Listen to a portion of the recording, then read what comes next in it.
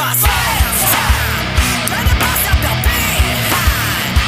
This is my sales time. Gonna mess up your whole mind. This is my sales time. Gonna bust up your behind. This is my sales time. Gonna mess up your whole mind. Welcome to Work the Left Side. I am hyper hyped to announce tonight's guest. Not just hyper hyped. It is the infamous Jet Marshall. Dude, how are we doing? You good? Thanks for having me, my man. Let's get to it. Dude. So yeah, obviously, been wanting to talk to you for a while. Yeah, man. Been a big time fan for a long time. I've said it on socials earlier. For me, dude, I've seen you have 2 match of the year contenders. I'm not just saying that to blow smoke. You just literally your match against Scotty Rourke. Both were at True Grit as well. Your match against Scotty and your match a couple of weeks ago against Brady. Yeah, dude. Thank you. So you seem to True Grit seems to bring out the best in you. Yeah, I guess. Like with True Grit, when I started, it was just me and Leon just tagging up now and then. And then when Leon got signed to TNA, they were like, oh, well, I'm just kind of there for True Grit. And then they were like, oh, we can bring you in to have a few good matches or whatever. I was like, yeah, that's fine. I'm pretty much happy with that. So yeah. That's it, though. I mean, it's those kind of matches, though, that's going to sort of make your mark, kind of thing. People, you know what the wrestling community is like, man. Somebody sees a match like that, they start talking about it. Your stock rises. I mean, I'll big up those matches, no end, kind of thing. And but it's not just obviously at True Grit. I mentioned True Grit obviously because I was there. I saw them in person. But you tearing up, obviously, prior to the injury, you were smashing it up at North as well, and North is a promotion. That's on a lot of people's lists. That's where they want to be. That's where they want to kind of get to. Yeah, absolutely. Then, you were there. You were tearing up with Liam and stuff there. Yeah. I've had a bloody hell. Like when I started with North, I think I started off with a pre-show match, and that was all right. And then I didn't come back to a main show in like a couple of months with the Ultraviolent belt, with its me being there, Rory Coyle, Jack Turner, and B.A. Rose, and it was all right for what it was, how it started, but at the end it was just like, yeah, we've done our job or whatever. Then like a couple of weeks or a couple of months later, it was literally out of the blue. It was going to be me and Warhorse, because Amir Jordan was supposed to work Warhorse, but he got COVID, so it was like Bowers messaged me like at midnight, and I woke up at like 6 to be like, oh, I don't even know what's going on. I'll look at my phone. I'm like, oh, Bowers just messaged me. You want to work Warhorse? Yeah, I'll work Warhorse. Why not? Let's see what happens. And then I just went away from there. Worked Leighton Buzzard. Worked Liam Slater, obviously. Worked Clint Margera, Lawrence Roman from WXW, and I worked Gabe Kidd recently. That's it, man. I mean, you got to stop. Just reeling off those names, you must just sit there and be like, yeah, man, that's not too shabby. You know what I mean? Yeah. You'd be quite impressed with yourself. Pretty much, yeah. Like, it's weird how I think about it now. It's like, damn, I've actually wrestled some of these guys without thinking, oh, wow, that's well good, that is. But other than that, yeah, it's mad. It's a mad world of wrestling. But that's the thing, and you wouldn't have looked out of place in any of those matches. That's a massive compliment that can give to you, is that you would have gone in there, held your own, and the fans would have been like, yeah, again, talking about that match after the show kind of thing. It's just, I don't know, man, it's just the intensity, we'll get to the generic stuff at some point, so I've just kind of gone straight in at the deep end here. But when you came back at Second Pursuit, that's the first time that I'd seen you for a while. And using that fucking chaotic, 4-way tag match kind of thing. Yeah. And the energy in that match, dude, that was awesome. And obviously, seeing you tag, with Sam, always got time for Sam. Sam's amazing kind of thing. And you two as a team, I was just like, oh fuck. Yeah, working with Sam, it was like, oh, me and Sam are tagging up once it got announced. I was like, okay, that's fair enough. Then once I got speaking to Sam, I was like, oh, Sam's pretty cool and pretty chill with everything. And when I think about it now, Sam's like probably one of the best wrestlers coming out of like the Manchester area, and not many Manchester wrestlers are like, they're not as out as much. Where with Sam, he's kind of done all of this stuff with like NGW and a few bits like Future Shock and wherever and Progress, and it's like, damn, he's not as out as he is, but he's still good at what he's been doing for ages, and it's mad for what he's been doing, man. He's very underappreciated for me, Sam. Sam's like one of those guys where, yeah, I think a lot of people are starting to realise and be like, oh shit, we're really lucky to be able to work with him or have him around, kind of thing. Yeah, like it's mad. So, well, I mean, obviously, man, you must have been popping to be back for Second Pursuit as well, because, obviously, yeah. Well, let's do the generic stuff. I'm going to talk about Pursuit at some point, obviously, the school. Let's talk about you getting into wrestling then. So, was it I've had multiple answers to this question in the past. I've had, childhood fan, desperate to get into it. I've had a drunken bet, to get into it. Where were you? For me, like, I liked it as a kid. I think I was like 7 or 8 when I looked at it. When I first looked at wrestling, my favorite wrestler as a kid was Rey Mysterio. I think obviously for people who are not as tall, but they see the little guy doing all this fast shit and doing all the high flying, it's like, oh, what? It's like mad. So I was like proper drived by that, and it was like, oh, I really want to do this. And I think it was when maybe I got back into it when I was like, maybe when I dropped out of high school. I was like, I really want to try it out and just to see where it goes. And then when I was like 18, I think we've just gone on to about 8 years of me doing this for 8 years now. So like, it's mad. Then once I started, I was like, I started at UKW. I met Ellis Barker there, and me and Ellis were like, pretty much, yeah, bit of that stuff there. Then I met Ellis. Ellis taught me how to run the ropes, taught me how to bump, and taught me how to pretty much do everything. Not merely everything, but taught me how to sell. Taught me a few bits while he had to do other stuff for the other wrestlers as well. And then it just basically went from there. Yep, pretty much, yeah. Upwards. So, yeah, obviously Ellis is Ellis. Anybody who knows me, anybody who listens to this knows nothing but love and respect for Mr. Barker. He's just awesome. Yeah. So, yeah, obviously UKW. I must admit, though, when I was looking through, obviously started watching some of your matches, going onto YouTube, Googling, I saw a very young Jet Marshall versus a very young Billy O'Keefe, for Blackheart. Yeah. I was like, you know what, though, that's a match I would love to see now, given how both of you have kind of progressed. Yeah, I mean, that's a match I would go see if somebody put it on a card, kind of thing. Yeah. But yeah, that's... Yeah, man, it's weird that you've mentioned that, and I'm like, bloody hell, that's actually happened. When you said that, I was like, oh yeah, that's definitely happened. But like, I don't think I've seen Billy for quite a while, so like, to be in the ring with him, it'd probably be good, but I haven't seen him for a while. I've only seen him come down to training now and then, but like on shows, I haven't seen him for a while. So I hope he's doing well for him as well. Well, he was. No spoiler alerts here. It may have been Billy O'Keefe. It may have been old Bilzo. Working at True Grit. I don't know. But obviously, Billy turns up at True Grit at some point. So if JC's listening, that's definitely a match I think the fans would pop for. I would do. Because you both come so far. I was watching that first match, mate, and I was just like, wow, it's cool. But obviously, compared to where you were there to what you are now, it's like, man. Yeah, it's mad from where we've come from now to where we are now. It's just mad. It's real mad. That's the thing, though, man. When you look back, you can just be like you sort of said, even when I say that match, you're like, oh shit, yeah, that match happened. Fucking hell.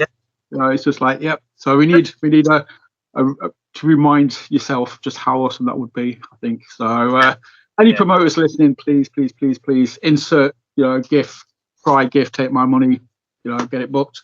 But yeah, obviously, I mentioned Blackheart. I work quite closely with Blackheart, and I think in that match, the commentators both sort of said you were both making your debuts, kind of thing. And then obviously, I saw a few more matches of you at Blackheart. I think there was I think you and Billy. Then it was you against Gung Ho, and I think there was somebody else.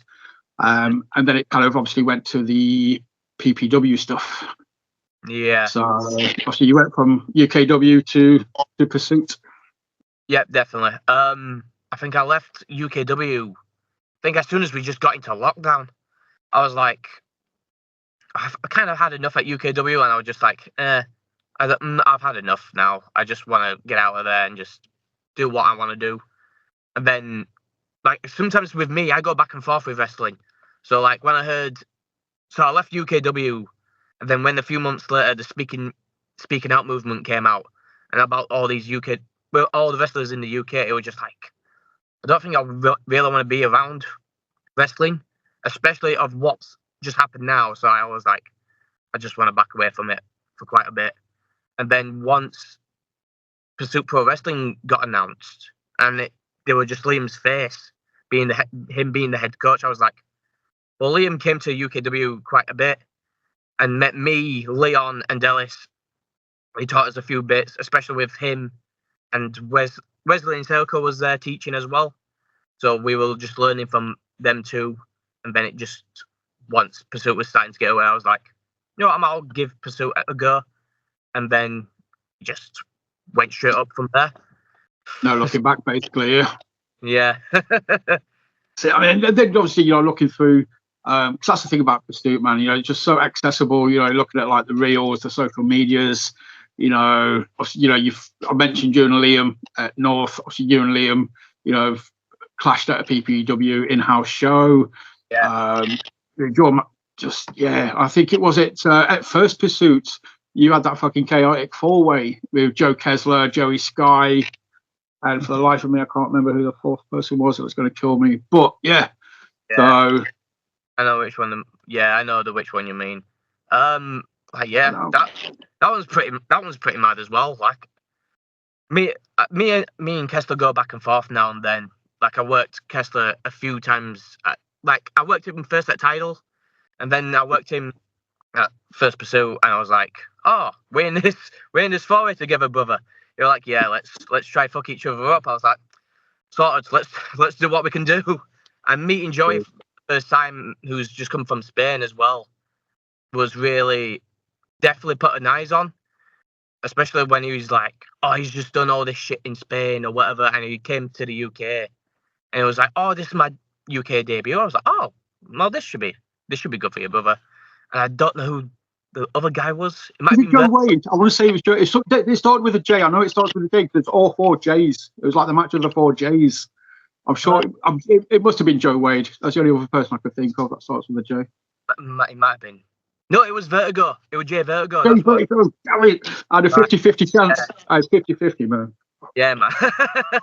Yeah, so it was Vertigo, and Vertigo was like, "Oh, I'll do all of this shit." I'm like, "Yeah, no worries. We'll do everything as much as we can. Opening the match, opening the show, sorted. That's what we can do." And that's pretty much it. Yeah. That's the thing though, obviously all of your matches I've ever seen, dude, you don't have a first or second or third or fourth gear. You just fucking that match against Brady Phillips as an example, as soon as the bell rang, it's like shotgun drop kick into the corner.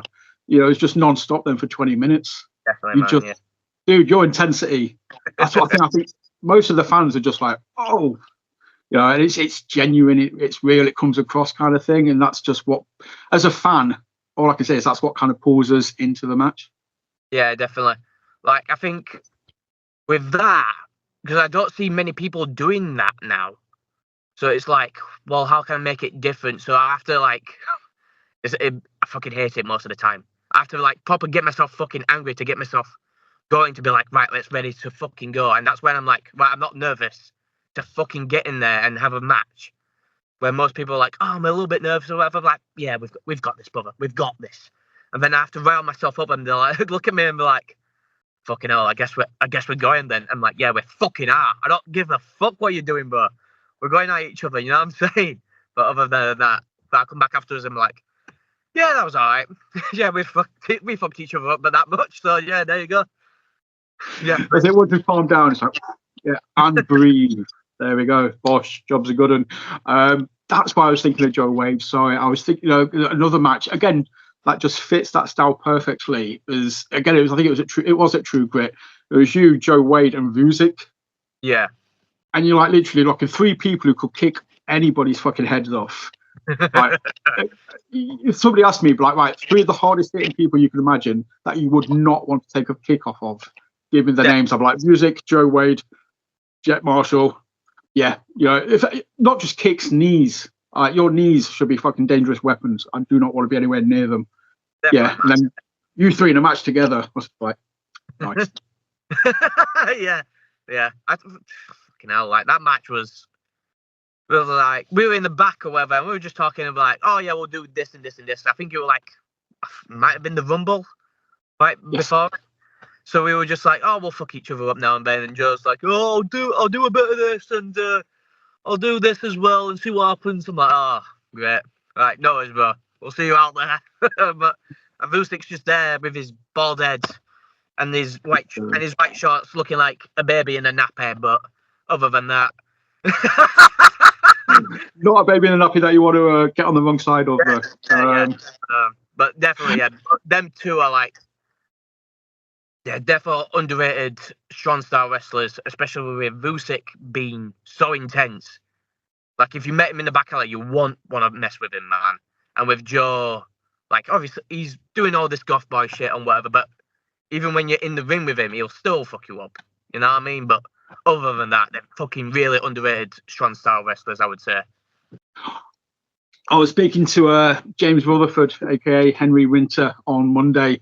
I said that I had you on the next episode, and he was like, "Oh, Jet, call him a strong style young boy. He'll appreciate that." There you go.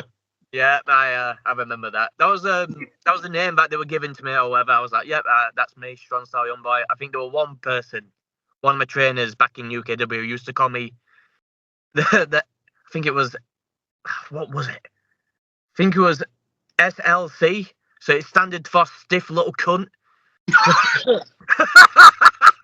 So I was like, I really want to use that, but the strong style young boy is probably more PG than the SLC.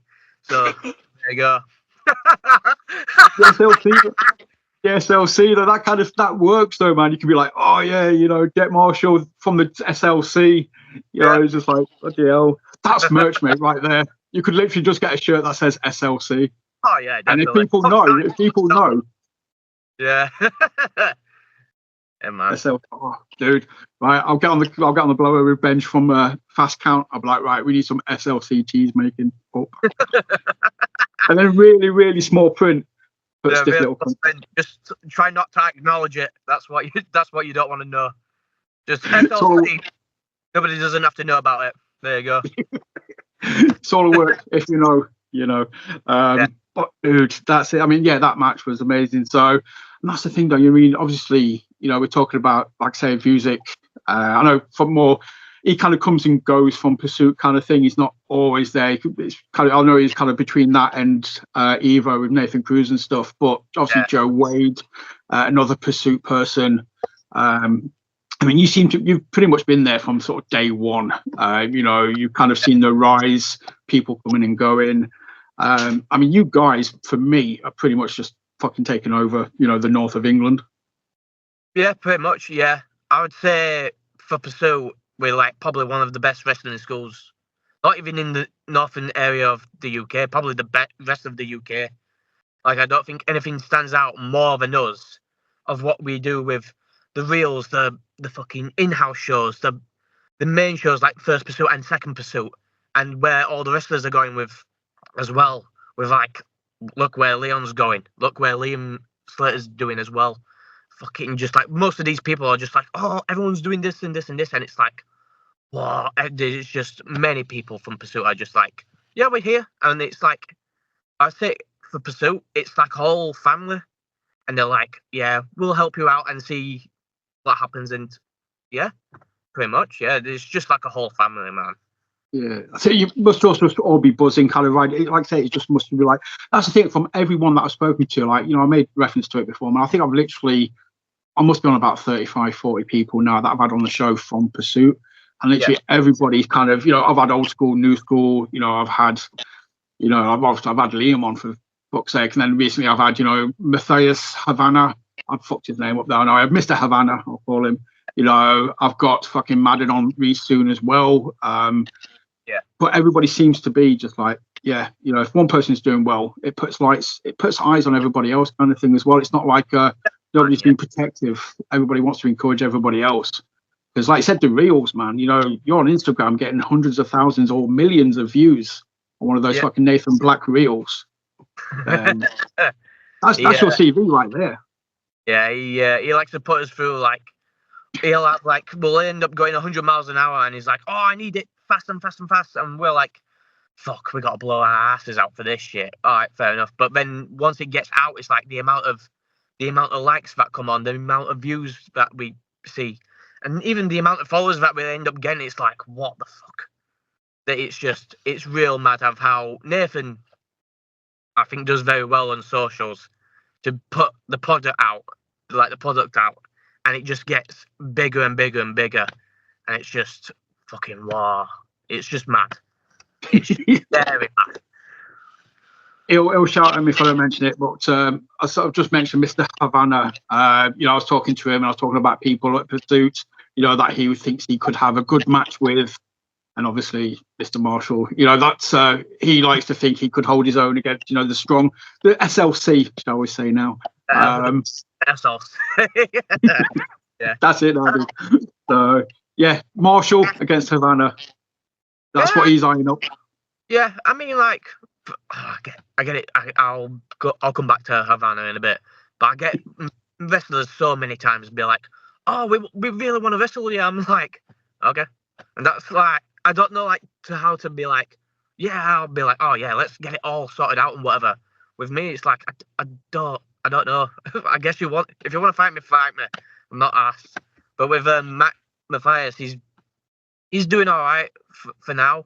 There's certain points where he's like, he needs to change a little bit more. But other than that, I think once he gets a few more years in, he'll be all right. And also probably get some front teeth as well, if he gets the chance. Well, he's got his godfather Radu looking after him as well. So definitely. So, but no, dude, that's it. I mean, that's the thing as well. Obviously, people coming up to you and being like, "Yeah, man." Obviously, it's not like you can just be like, "Well, let's step outside and have a fight." Then it's like, "Well, we need a promoter to book the match first." Yeah, I mean, it's not. Yeah, it's for you to book it. Yeah, man. Yeah. Man, just start your own promotion and just have open challenges all the time and be like, "Yeah, come on, there we go." Just have street. That's all you want. Just have street fights and see what happens. Just set it up in Brighouse. Just like Bosch. There we go. Started. But I would take it as a compliment, dude. Everybody's saying that to you. It's because they're kind of like, yeah, look, I'm kind of like, I want to test myself. Who's one of the best people to test myself against? Yeah. That's you, dude. So for me, I would take it as a huge compliment. Yeah, no worries, man. Yeah, cheers. Like, it's like, oh yeah, everybody wants to work. They'll whenever they say my name or whatever, and they'll say, oh yeah, I want to fight Jet or whatever, and I'm like, okay, right, fair enough. And then they'll message me saying, oh, do you want to have a match or whatever? I'm like, yeah, sure, see what happens. I'm not too bothered, but yeah, like, I'm down for anything, but it's just whenever we get the chance to, whether it's either in the north of the UK or if it's even down south in the UK, just like anywhere. Like, if anybody wants to book me. I'm not too bothered. I'm willing to do anything. So, talking of I don't even want to call it a character, because like I sort of said, man, it comes across so genuine and so real, and just so like, just that intensity. But obviously, when you're getting into wrestling and you're kind of thinking like, because it always kind of intrigues me how people kind of, like, obviously you're going through the motions when you first start, you're kind of learning the basics, seeing what works, what doesn't work, what move sets, kind of, what you can do, what you can't do. And then you've got to start thinking like, right, how am I going to portray myself in the ring? What kind of character, am I going to be? And like I say, I use the word character loosely because, like I say, man, it just seems to be you turned up to 11. Yeah, pretty much. Like, so with me, like the moves the moves for me is obviously going to be standard base with strong style. I'll end up going fast or whatever, and there's times where I'll be like, take my time, and I'll hit him as hard as I can. But other than that, for like character wise, it's just me with my anger turned up to 100, and just to see how far I can go, and people are just like, fuck it, and it's mad, and I'm like, yeah, and if people like it. That's all I can say. That's it. Like I said, yeah, not everybody's going to like everything, but personally, I can't see why they wouldn't. It's different enough. Like I say, it stands out. It's genuine. Again, I don't know. Obviously, people's wrestling. I've got my favorite wrestlers from years gone by. And dude, again, I'll throw a name out there sometimes, and people will just look at me and be like, "Fuck, you talking about?" I'm like, "You don't know." But back in the day, TNA, Loki. Yeah, definitely. Yeah, Loki's definitely one of them. I mean, people probably say badmouth. Obviously, people badmouth him because he's like, oh, he'll knock people out or whatever. Which is, yeah, he has done. There's evidence of it, and he's fucking done it, and he's probably regretted it, which I'm assuming. But there's times he's probably like, no, you fucking deserve it. But for me, Loki's probably like the intensity that I look at him for. Because there's just him where he's just in the corner when he's ready to go. He's squatting down and he's just fucking staring at you. I'm like, okay, that's a bit fucking scary of how he's fucking going on. But then when he hits you, it's like, fuck, let's fucking go. And there's probably one match where I actually suggest for everyone to see. It's Loki versus Necro Butcher, and they kick the fuck out of each other. It's a match therefore to be seen if anybody gets the chance to see it. Right, it's on my list. I've not seen that. Like I say, I know Loki circa when like TNA, when he's working the X Division. So obviously when he became Caval, I was lucky enough to see him at the original 1PW a few times as well when he came over, and it was just like, oh, fuck. Seeing him in person. Like I say, it's that intensity, dude. I fucking love him. I'm so glad I'm so glad I wasn't off the mark though when I said that. Like, do I say it? Do I not say it? I'm like, fuck it, let's say it. And then nice. Awesome. So obviously, like you say, not the character, but yourself. Anybody who follows you on the socials knows. Again, I mentioned this before I hit record kind of thing. That whole the hip hop, the appreciation, the love, the references, the acknowledgements, everything seems to be of the golden era for what I would call. I'm a massive mark for 90s hip hop kind of thing. Make references like Tupac, old school Eminem, stuff like that. Obviously DMX, Onyx as well. So man, it's obviously I think you are definitely younger than me, so you must have kind of been introduced to the music in some other way. Yeah, definitely. Like for the music for me, the only way I knew about hip hop music was through my cousins. So when I was hanging around with my cousins, they would play like mainly Eminem, Dr. Dre, and Snoop Dogg. And once I was like, oh, this is cool or whatever. And then there's times when I grew up or whatever, there's times where like, oh, look at different other rappers. So like DMX is one of them, Ice Cube's one of them, the whole Wu-Tang Clan. Fucking who else is there? There's so many that I can't like name them off the top of my head, but there's so many. I'm like, this is just. It's just a whole. It's not even a whole like I don't know how you would say it. It's just a whole community coming together, and I feel like they're just challenging each other and just seeing where it goes from there. And stacks. Dude, But, obviously, I mentioned I would shout out Onyx. I'm hoping of Onyx. You've heard Onyx. If you don't, that is one band I would definitely, obviously, fucking, for me, they were like, but again, so I'll get back to the wrestling in a minute. So I just want to talk hip hop for a second, but it's, I don't want to sound like one of those guys but like, man, 90s and early noughties, hip hop was the peak for me. Hip hop's not hip hop anymore, kind of thing. It's like a load of things, everything in the 90s or the early noughties. It was like iconic. You had stars, you had personalities, you had characters. Definitely, yeah. It's just like... Definitely, yeah.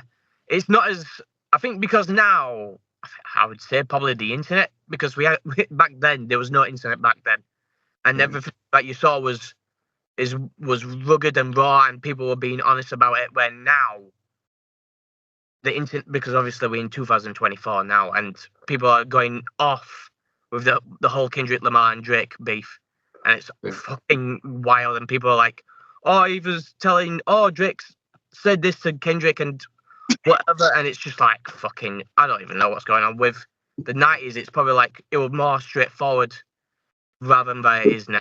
Yeah, it was more. Yeah, it was more gritty. It was more like a street level kind of thing. And like you said, it's people trying to outdo people. Even like it's the whole.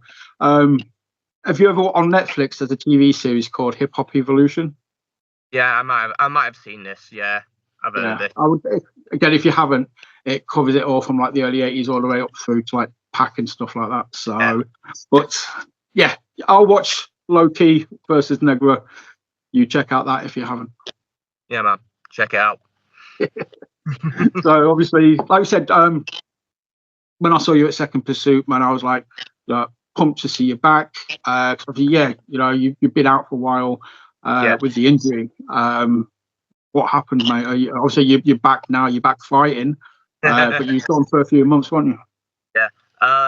So fucking hell. So back in May when I was at North, I was working Gabriel Kid. And me and Gabe, we planned a match. We were ready to go out there and fucking smash it. Within like 2 or 3 minutes in the match, I do the homicide dive. For everybody who doesn't know the homicide dive, it's the flip through the fucking ropes. I did that, but I went a bit too early, so my foot clipped the top rope. So my head went straight down and my back of the head hit the concrete floor. And then I must have got concussed or whatever.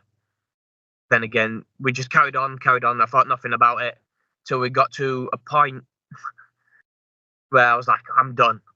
My eyes are fucking... I didn't know what was going on or whatever. So Gabe had to hit me with so many fucking moves to finish it off. I was like, all right, fair enough. And then it might have been the next day, I went straight to the hospital because I was fucking gone and my head was killing me like a bitch. And then once they got the scan through or whatever, turned out I had a fracture on the back of my head and I had a bleed on the brain as well. That's how bad it were. For the people who didn't know how bad it were, that's how bad it were. I had a bleed on my brain and yeah, it was mad. It wasn't the best. Right. I mean, how do you treat that? Is that just a case of putting your feet up, or did you have to fucking, surgery, or? Well, so once I was there, they were just monitoring me. So I was just in A&E. They were monitoring me for about 2 days, and they said to me, if your vision's blurry or you whatever, we're gonna have to send you to Leeds for brain surgery. I was like sitting there, just like, fuck, this is bad or whatever. And then within like the 2 days, they were testing me. They took my blood pressures. They took pretty much everything. They were like, "Oh, do you need anything or whatever?" I'm like, "Yeah, I'm all good. I just need some paracetamol and that's it for the pain." And once they were like, "Oh, you're allowed to leave or whatever," they were like, "We want to test how good you are with your strength." So I was like, "Okay." So they were pulling my hands or whatever. Then I just fucking yanked them, and they were like, "Yeah, you're good. Get the fuck out or whatever." But other than that, yeah, it was just an awful 2 days at the hospital, just with zero sleep and them just monitoring me. Wow, fucking hell, man. I love that mentality. That is such a wrestling line, though. It's just like, do you need anything? A couple of paracetamol. Yeah, I'll be all right. Pretty much, yeah. Got a fracture on the back of the skull. Yeah, it'll be all right. We'll carry on. See what happens. Mate, that's it. But so, I mean, how does that kind of, again, I'm speaking from a fan's point of view, man, I can't even get my head around, shit like that happening. And then, coming back afterwards and just being like, the first time you hit that move again, are you second guessing yourself, or are you just thinking, you know what, fuck it, lightning's not going to strike twice, boss? So with that, I think it might have been a few days before the Second Pursuit, where I was like, I really want to test it out just to see how it goes. So once I was hitting it, I was hitting it a bit, but I wanted the crash mat to be there before I get any people to be like, oh, to catch me or whatever. And then I was like, right, I'm going to full send it. So I'm just going to full on go. So once I hit the ropes and with full speed as I normally do, it was just right, I'm back to doing it again. It was just simple as that. There were times like way before that.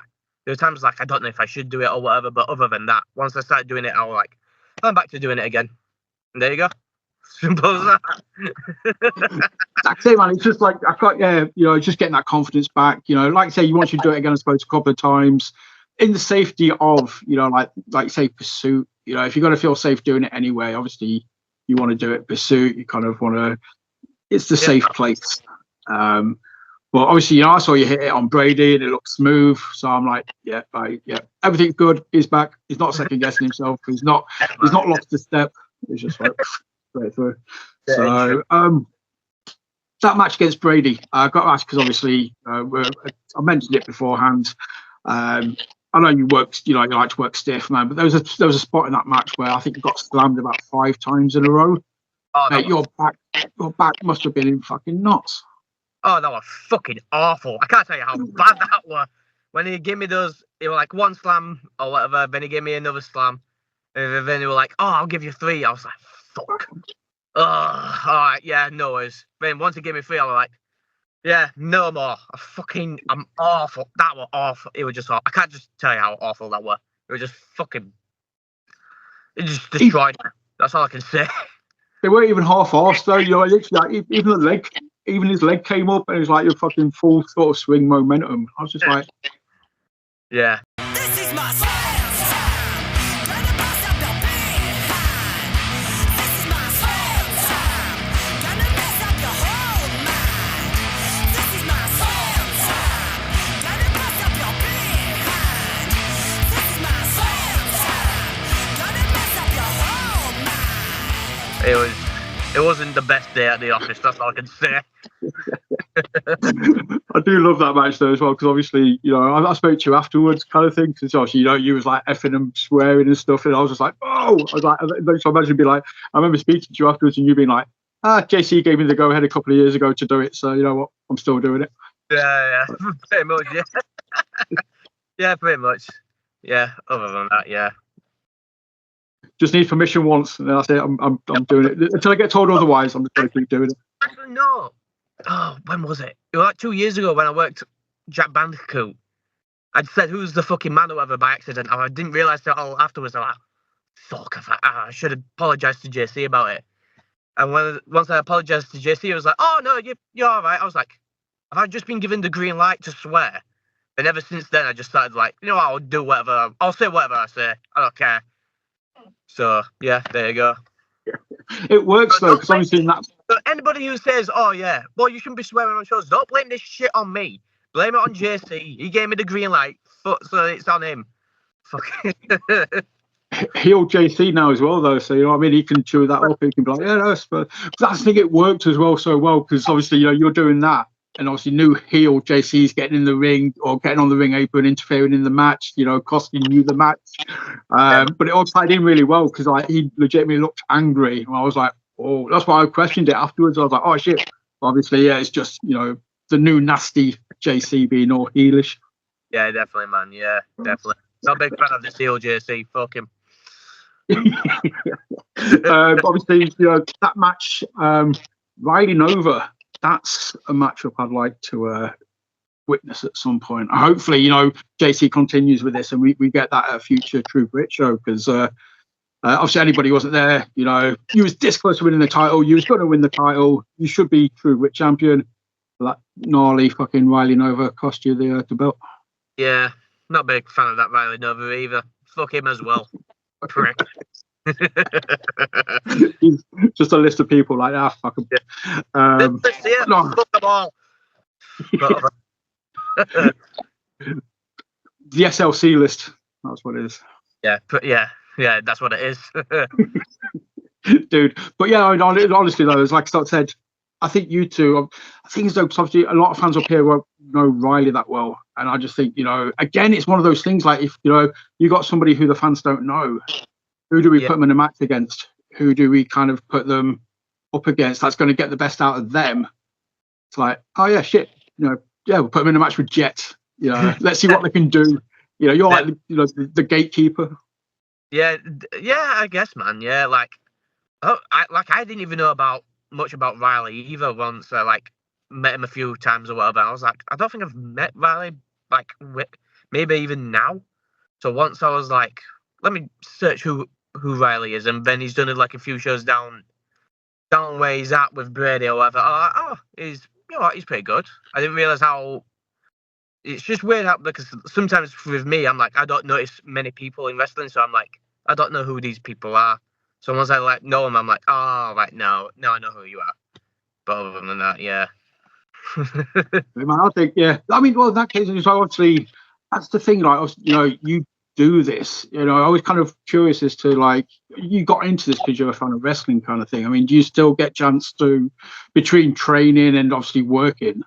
Do you get to go to shows just as yourself as a fan, or do you watch much outside of your circle, or is it just very enclosed? For me, it's like, so normally I'll normally travel with Joe Wade, and Joe will be like, oh, do you want to come down or whatever? I'll be like, maybe yes and no. So it's just like probably just a hit and miss. I'll be like, yeah, I'll be down, or I won't be down. But sometimes for me to watch wrestling, I'll either be at home just watching wrestling, and then I'll be like, right, this is what I want to do for like a typical match or whatever that I want, or whatever promo I see, I'm like, right, this is what I want to plan on focusing on at the moment.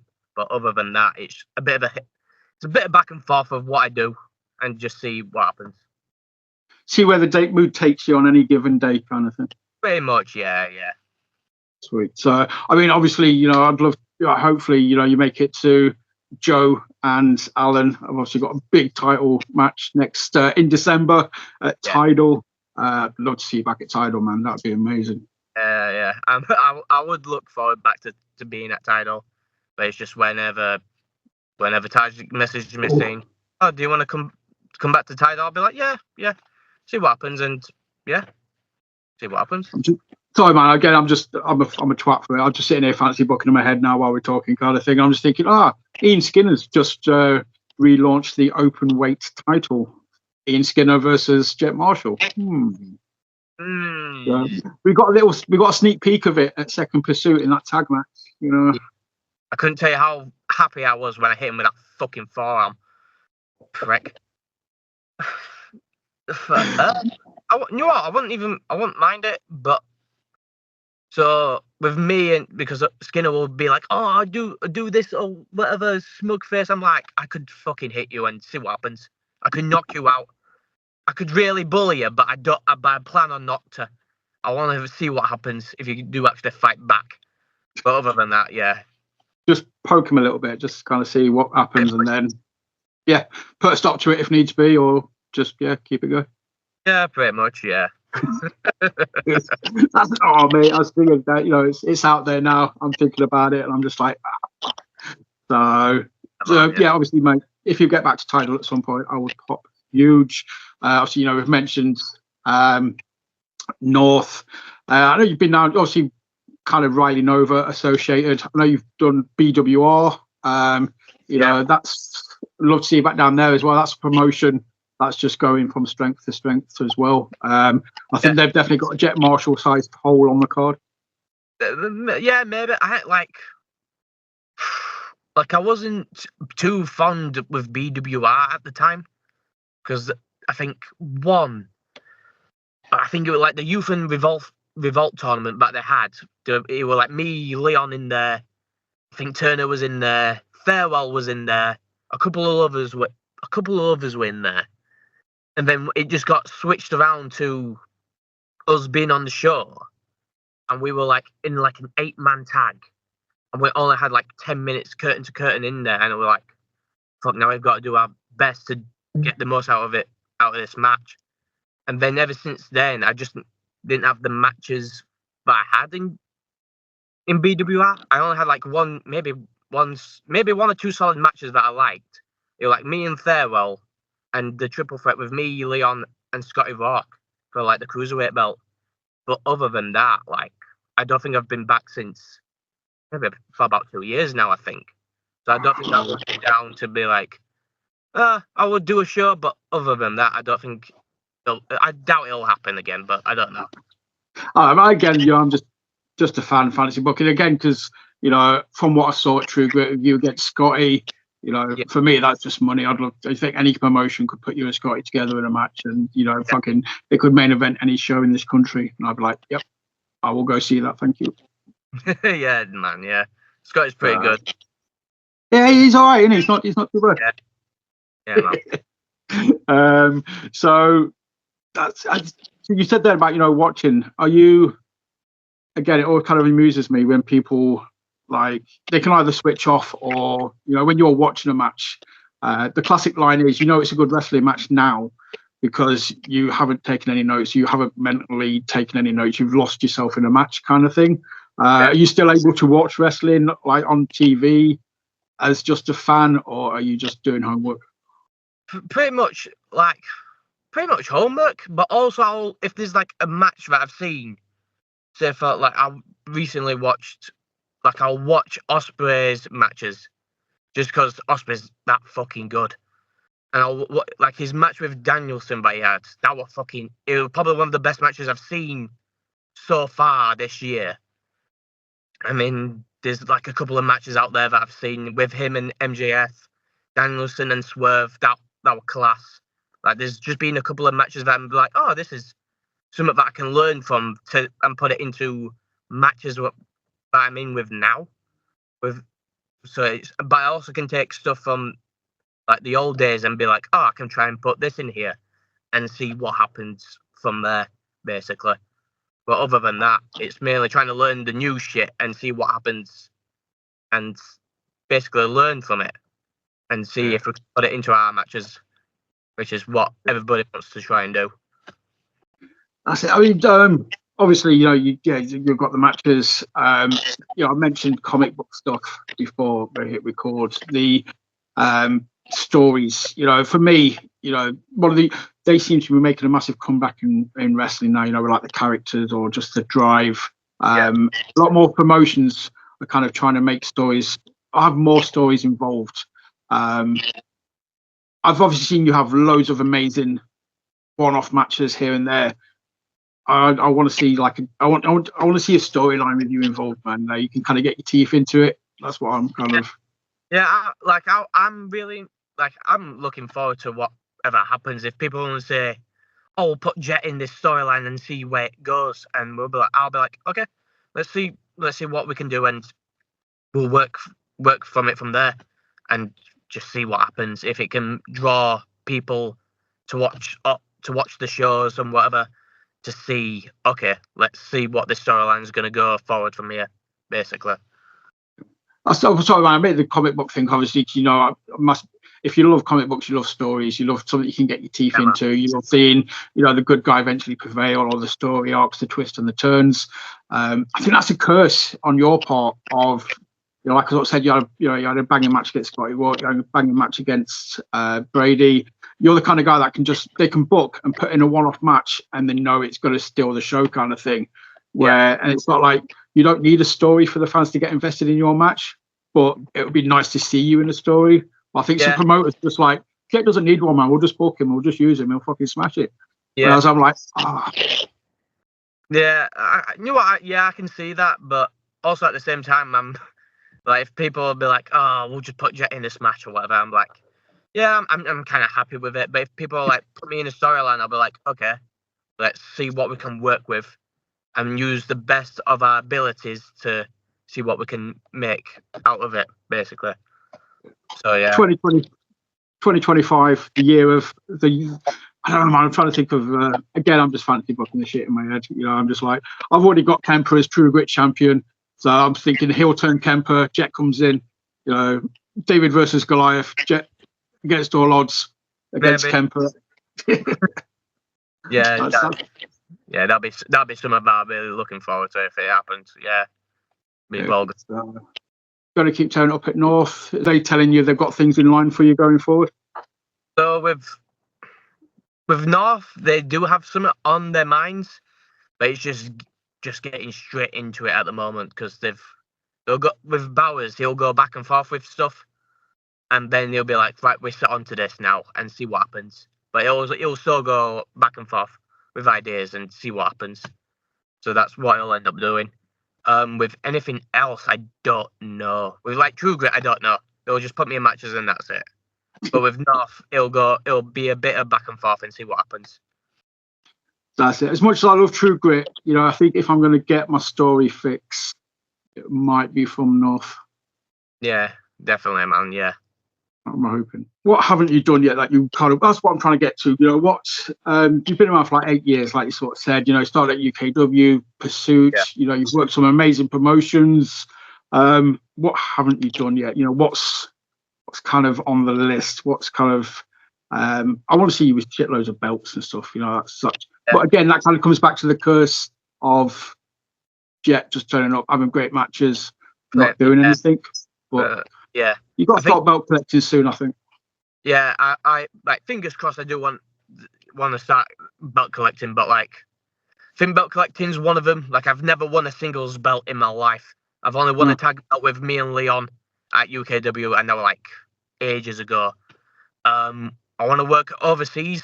Like, I want to go to different countries of whoever's will be like, oh, we'll get Jet over and see how he does in like either Germany or France or in the States or wherever. But that's my main goal, is just to get out in places. I wouldn't mind going back down to doing Rev Pro again or even Progress. But like, for me, it's just, I just want to be as everywhere as much as I can. That's my main goal. And that's that thing, I can't see it, like, so I can't see it not working, because like I say, you were building that momentum up, you were getting, you know, you've been booked in all these kind of places.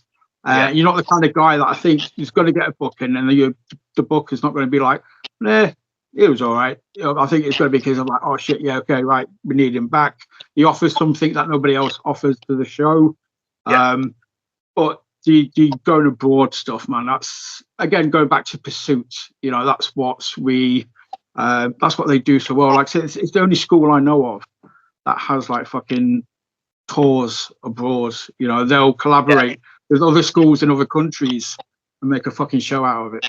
Yeah, definitely. Yeah. Pursuit's probably the best one for that.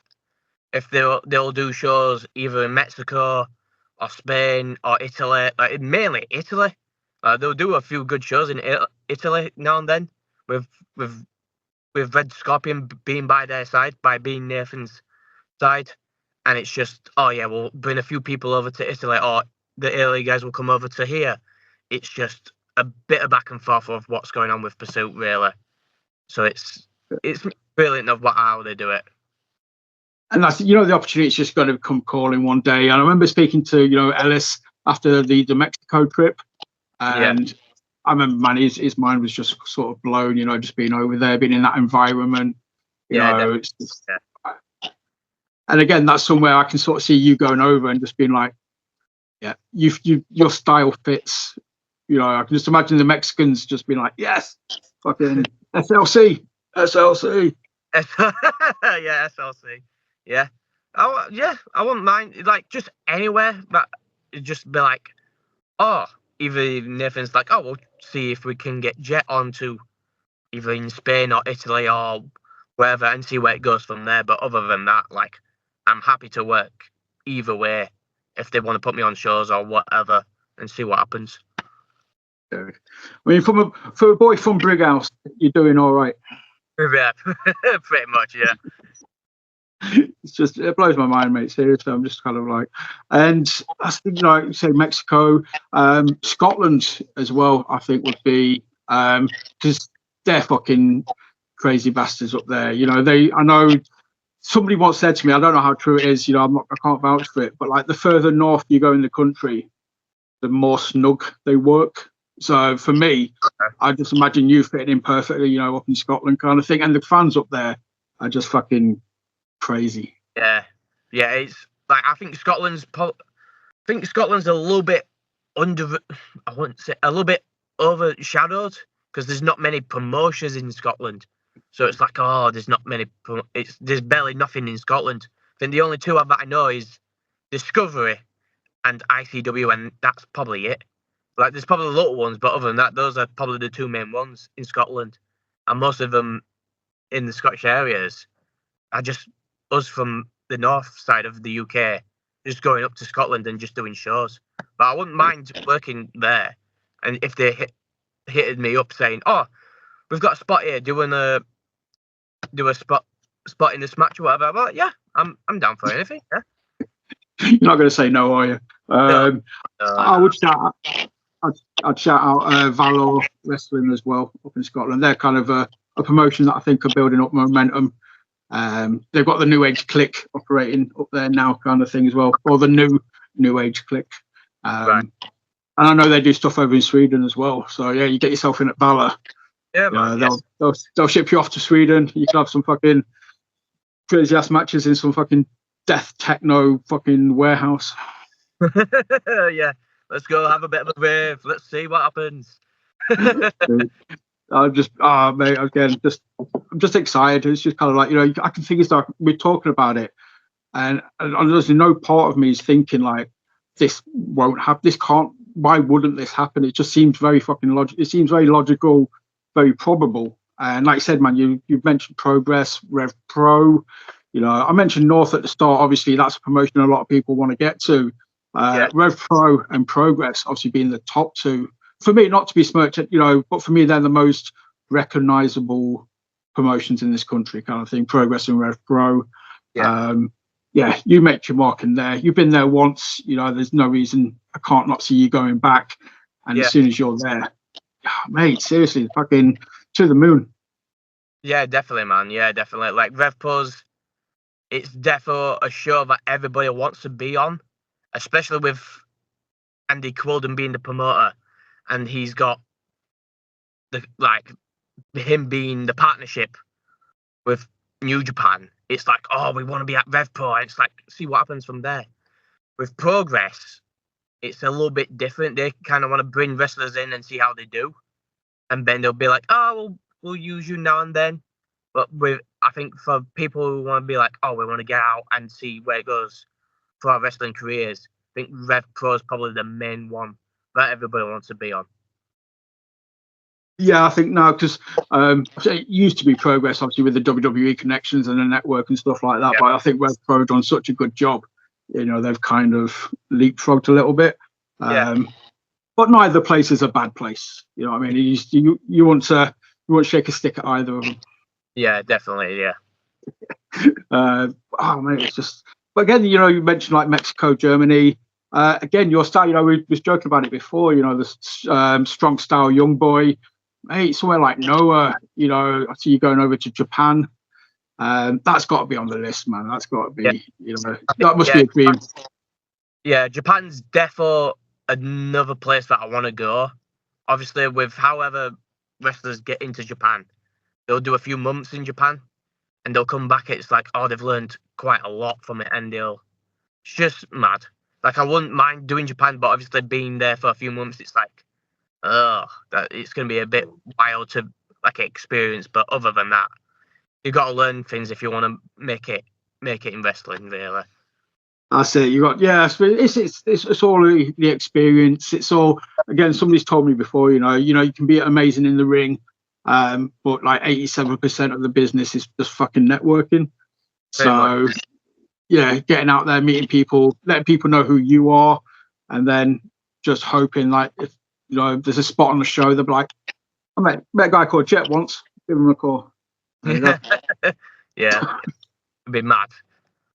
Oh, dude, it's just but yeah, man, like somewhere like Japan as well though. But the gamer in me would just be marking out. I'd just be like, I want to go wrestling, but I want to go to Super Mario World. I want to do this, I want to do that. I want to see the Mario Kart through the streets in Tokyo. Yeah.